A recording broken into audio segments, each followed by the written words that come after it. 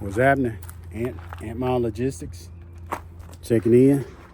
You know, we talked about doing some maintenance. Man. Bushes shot on my fifth wheel. Was wearing on one side. Causing the plate to wear on one side, and I had some slack in my fifth wheel, so we're gonna press those bushings in. Got the new rebuild kit here. Hell of a lot cheaper than actual fifth wheel itself. About a third of the, less than half of the price, a little bit more than a third of it.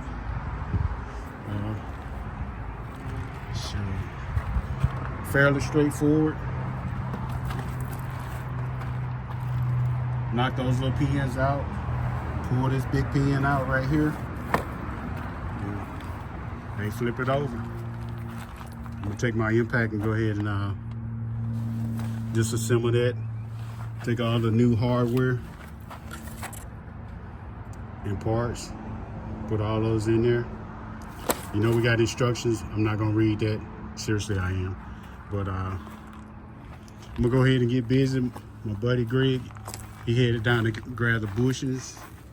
And this Ant Mile, about to put some elbow grease in. Later.